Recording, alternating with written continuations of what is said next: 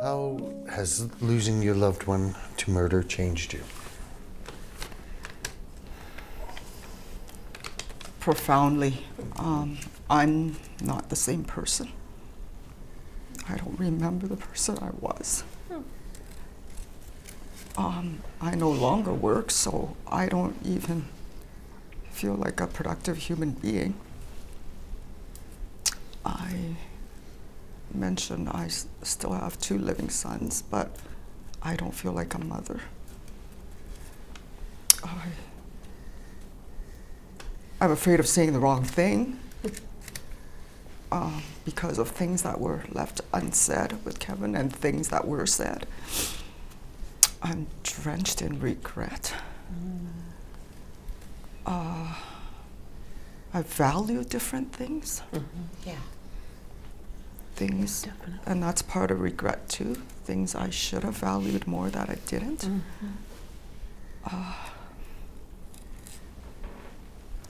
I don't feel like I have a purpose.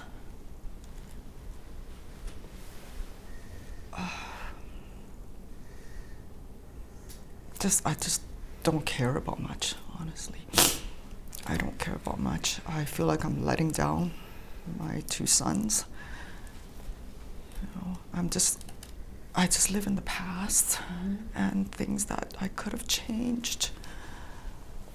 Not only things that changed, that might have changed the outcome, a gazillion things could have changed that, minor little details where he wouldn't have been where he was. Yeah. And it just seemed like just the cruel twist of fate that lined up everything to that. But like things I could have changed even during the living times, that I could have used their time better.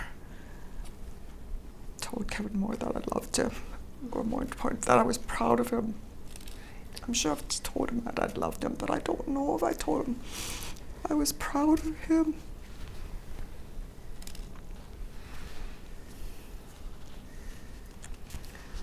So living in the past is looking at pictures, old things. And when I say I'm not a mother anymore, it seems, you know, when I look at pictures, I only want to see Kevin's. So my other sons are robbed of my attention. I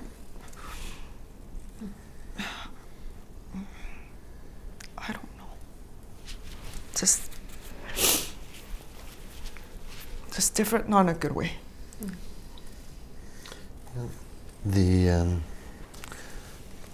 I guess for me, I reflect and I look back to see what kind of a person Shane was.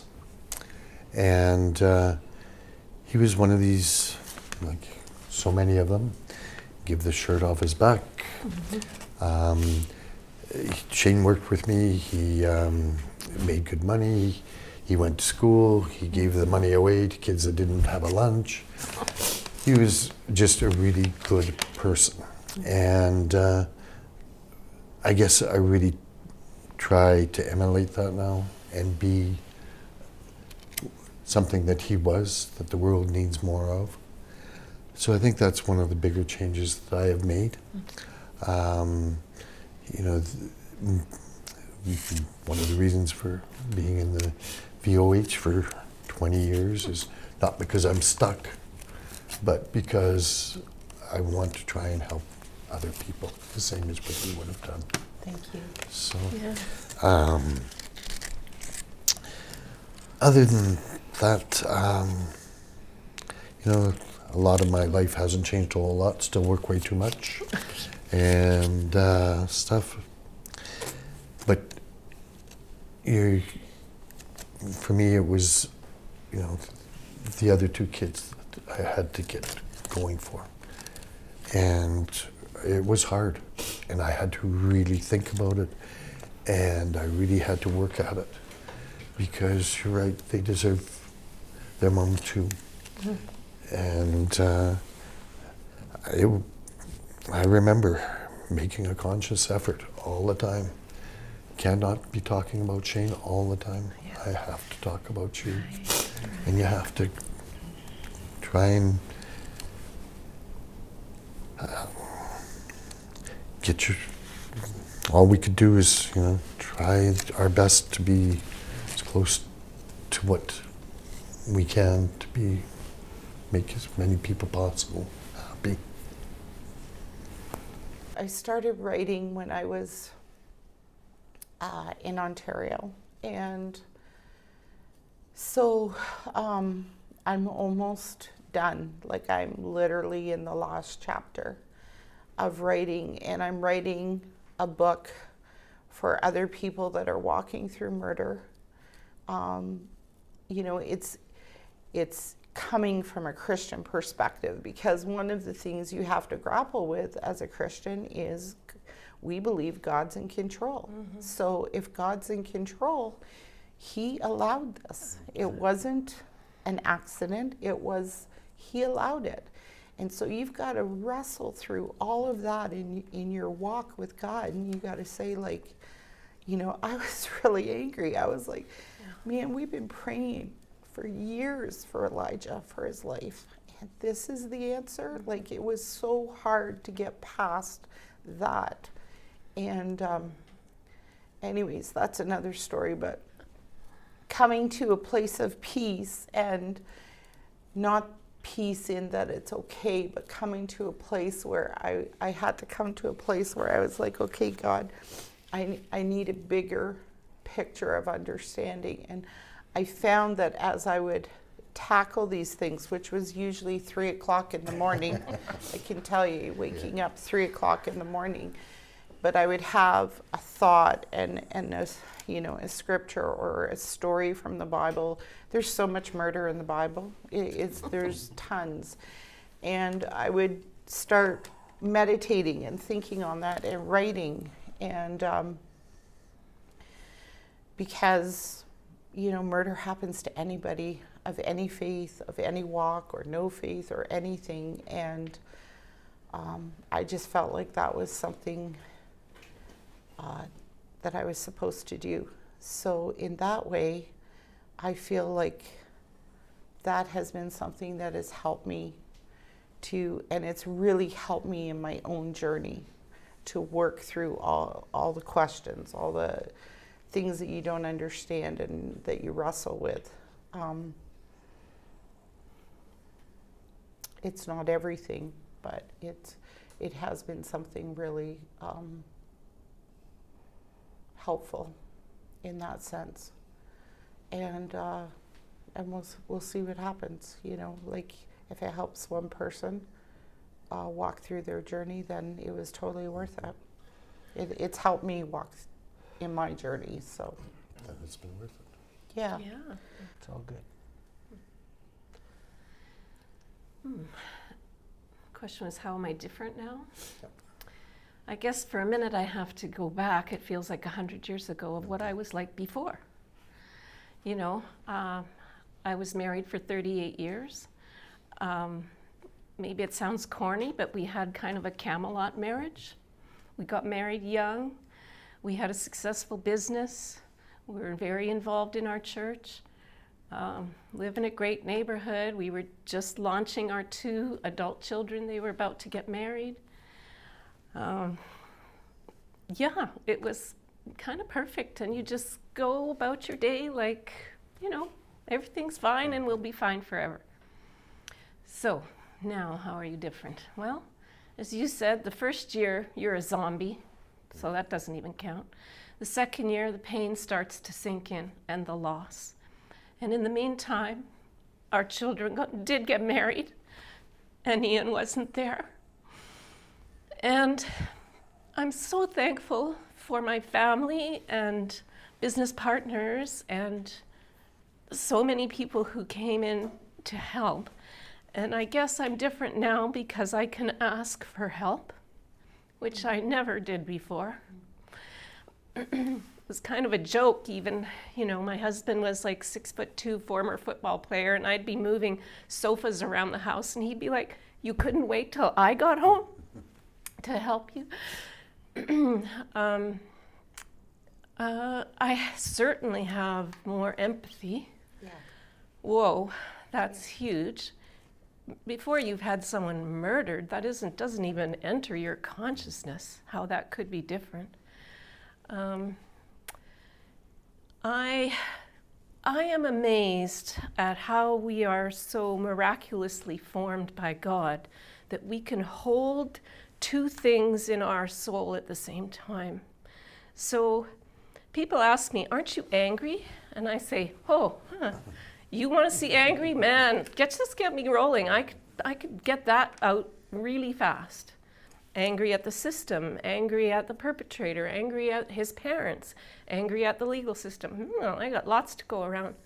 But at the same time, I know how living in that anger and, that will poison you. And I cannot do that to my grandchildren. I can't. So it's a choice, and it's hard, and it requires like exercising your muscles to not be angry. People say, well, that's just denial. No, I don't think so. I think it's practice, and I think it's a choice. So I didn't know I would ever have to learn how to do that. I didn't know I would have to deal with that much anger and bitterness.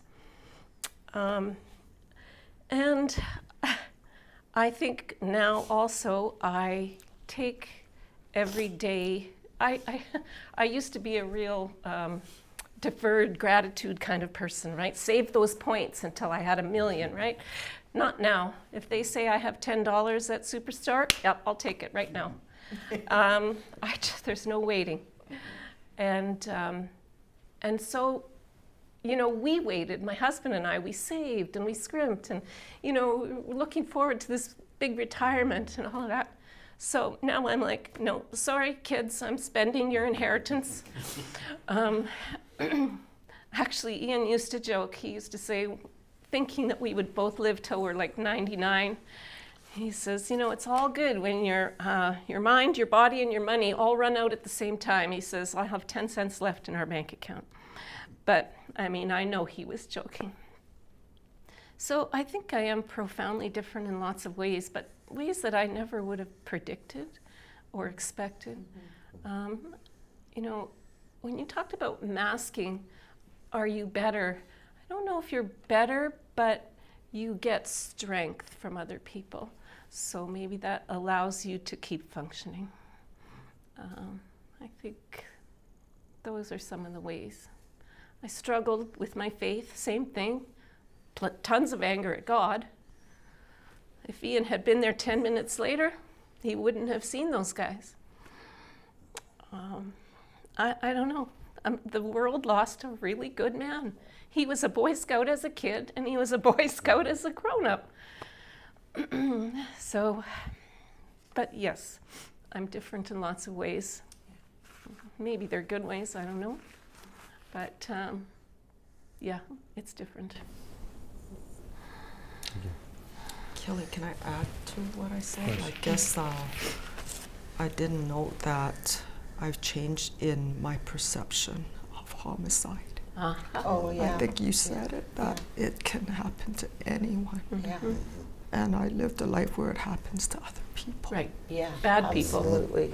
Yeah, and it happens to, we're normal people. Yeah. It happens to normal people. There's not a reason, he was homeless, he was on drugs, he was this. No, it just happens because someone willfully decided. Yes, Yeah. yes. Yeah. I'm sorry about that. No, that's all good points.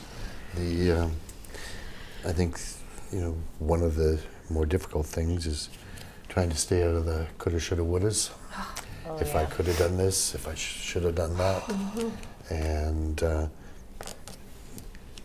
when you look at it, and I had gone through all of that with Shane,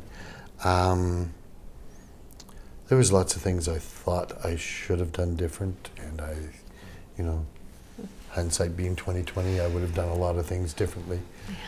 But at the time, you're living your life the way it is, and you have responsibilities, and that's what you deal with.